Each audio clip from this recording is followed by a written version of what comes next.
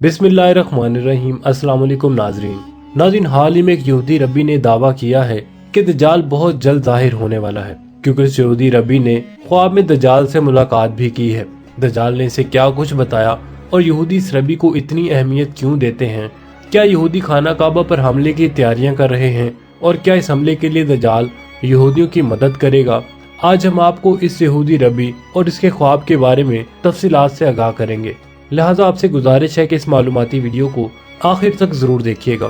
नाज़रीन, आक़ाए दो जहां नबी करीम सल्लल्लाहु अलैहि वसल्लम ने फरमाया कि हज़रत आदम अलैहिस्सलाम से लेकर क़यामत तक ज़मीन पर सबसे बड़ा फितना दज्जाल होगा। इससे बड़ा फितना कभी पहले नहीं आया होगा। दज्जाल इतना बड़ा फितना है कि नबी पाक सल्लल्लाहु अलैहि वसल्लम ने फरमाया कि अगर ये मेरी जिंदगी के दौरान जाहिर हुआ तो मैं इसका मुकाबला करूंगा, और अगर मेरे बाद ये आता है तो मैं अल्लाह ताला से दुआ करूंगा कि वो तमाम मोमिनों का मददगार हो। नाज़रीन, हाल ही में दज्जाल के हवाले से एक यहूदी रबी जोसेफ ने अपना ख्वाब बयान किया है। यहूदी रबी जोसेफ इससे पहले इतना मशहूर व मारूफ नहीं था, लेकिन इस ख्वाब के बाद पूरा इसराइली मीडिया इसको बार बार बुलाकर इसका इंटरव्यू करता है और इससे मुतल्लिक मजीद जानने की कोशिश की जाती है। नाज़रीन, जोसेफ नामी ये रबी बताता है कि मैंने ख्वाब में देखा है कि एक बहुत बड़ा महल है जहाँ लोगों की एक बड़ी तादाद मौजूद है। इस महल में एक आम दरबार लगाया गया है और तख्त पर एक शख्स मौजूद है। हर शख्स इस दरबार के अंदर तख्त पर बैठे बादशाह को मिलना चाहता है, लेकिन लोगों का रश इतना ज्यादा कि हर किसी के लिए मुमकिन नहीं है कि वो बादशाह तक रसाई हासिल कर पाए। जोसेफ बताता है कि मैं भी इस रश में मौजूद हूँ, लेकिन बहुत पीछे हूँ। मेरे दिल में एक ख्याल पैदा होता है कि मैं कोशिश करने के बावजूद भी आगे नहीं बढ़ सकूंगा। वो कहता है कि उतनी देर में मैं एक तरफ से एक नौजवान शख्स को एक सवारी पर बैठे अपनी जानिब बढ़ते हुए देखता हूँ। वो शख्स मेरे करीब आकर पूछता है कि यहाँ क्या हुआ है। मैंने बताया कि लोग बादशाह से मिलना चाहते हैं, तो शख्स मुझे कहता है कि जाओ तुम वापस चले जाओ और 7 बरस का इंतजार करो। आइंदा 7 सालों में दज्जाल तुम्हारी कौम का मसीहा तुम्हारे सामने जाहिर हो जाएगा। फिर तुम और तुम्हारी कौम उसके साथ मिलकर पूरी दुनिया में यूं ही हुक्मरानी करोगे और यूं ही लोग जोक दर जोक आकर उससे मिलने की ख्वाहिश करेंगे। नाज़रीन, जोसेफ नामी रबी ने अपना ये ख्वाब बयान किया तो इसराइलियों की जानिब से इस पर खूब वाविला किया जा रहा है कि हमारा मसीहा आने वाला है और 2030 तक वो इस जमीन पर जाहिर हो जाएगा। नाज़रीन, याद रहे कि यहूदियों के यहाँ ये माना जाता है कि दज्जाल के जाहिर होने से पहले उनका आखिरी वजीर आजम नेतन्याहू ही होगा। नेतन्याहू कुछ अरसा पहले वजारत उज़्मा के ओहदे से हटाया गया और फिर बाद अज़ा मजबूत यहूदी ताकतों ने एक बार फिर नेतन्याहू को अपना वजीर आजम बनाकर दुनिया को यह पैगाम देने की कोशिश की कि जल्द इनका मसीहा आने वाला है।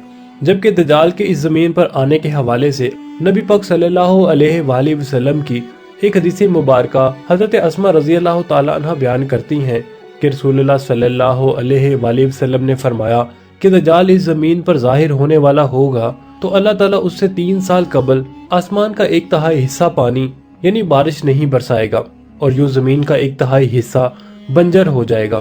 फिर अगले बरस आसमान के 2/3 हिस्से से बारिश नहीं बरसेगी और जमीन का 2/3 हिस्सा भी अनाज नहीं उगलेगा और यूं जमीन का 2/3 हिस्सा भी बंजर हो जाएगा।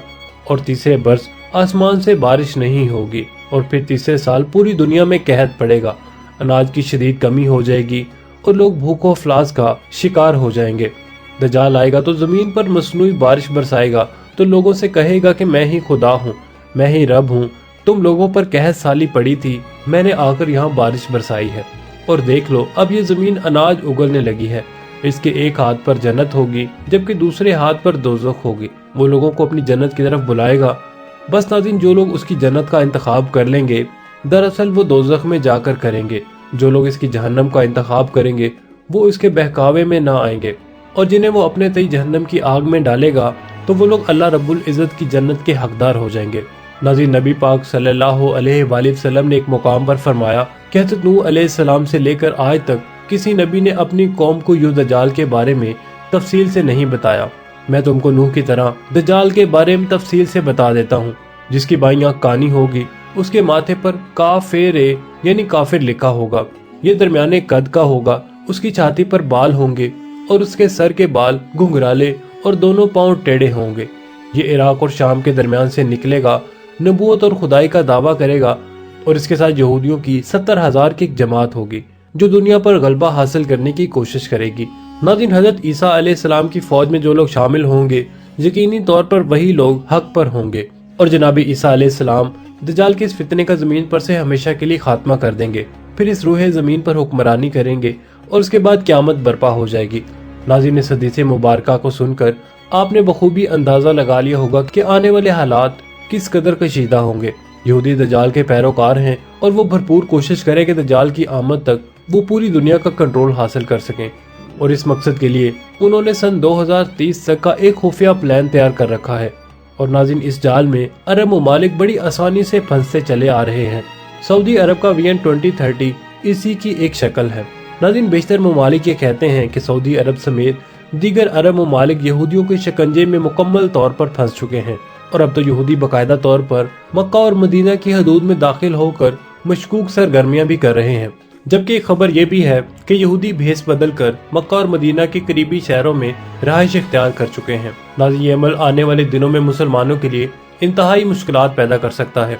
नाज़रीन, फितना दज्जाल को कुर्बे क़यामत की निशानियों में शुमार किया जाता है और इसके अलावा दीगर कई निशानियां अहादीस की सूरत में हम तक पहुंची हैं। लेकिन नाज़रीन, क़यामत कब आएगी इसका अल्लाह के सिवा किसी को मालूम नहीं है।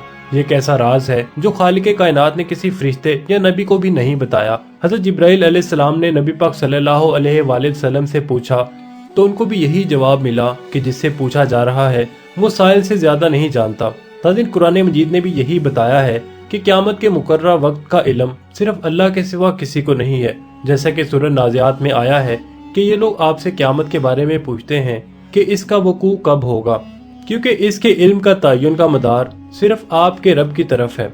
इसी तरह सूरह अल अराफ की आयत नंबर 187 में इरशाद होता है, और ये आपसे क़यामत के बारे में पूछते हैं कि ये कब आएगी। आप फरमा दीजिए कि इसका इल्म तो मेरे रब को ही है, उसको उसके वक्त पर अल्लाह के सिवा दूसरा कोई जाहिर नहीं कर सकेगा। वो आसमानों और ज़मीन में बड़ा भारी हादसा होगा, वो तुम पर अचानक आ पड़ेगी। वो आपसे इस तरह पूछते हैं कि जैसे आप गोया उसकी तहकीकात कर चुके हैं। आप फरमा दीजिए कि उसका इल्म सिर्फ अल्लाह के पास है, जो कि अक्सर लोग नहीं जानते। नाज़रीन, अलामात क़यामत की अहादीस में हज़रत अनस रज़ियल्लाहु ताला अन्हु की रवायत है कि रसूलुल्लाह सल्लल्लाहु अलैहि वसल्लम ने इरशाद फरमाया, मौत क़यामत है, बस जो मरा तो उसकी क़यामत आ ही गई। इसी तरह हज़रत जाबिर रज़ियल्लाहु ताला अन्हु फरमाते हैं कि मैंने रसूलुल्लाह सल्लल्लाहु अलैहि वसल्लम को यह फरमाते हुए सुना कि मेरी उम्मत में एक जमात ऐसी होगी जो यौम क़यामत तक सर बुलंदी के साथ हक के लिए बरसरे पैकार रहेगी। इससे मालूम होता है कि मोमिनीन की एक ऐसी जमात यौम क़यामत तक जिंदा रहेगी। नाज़रीन, आखिर में दुआ है कि अल्लाह ताला हमें ईमान पर जिंदगी और ईमान पर ही मौत अता फरमाए। आमीन सुमा आमीन। इसी दुआ के साथ हम आज की वीडियो का इख्तिताम करते हैं। इंशाल्लाह बहुत जल्द मिलते हैं एक नई मालूमाती वीडियो में। तब तक के लिए हमें इजाज़त दीजिए। अल्लाह निगहबान।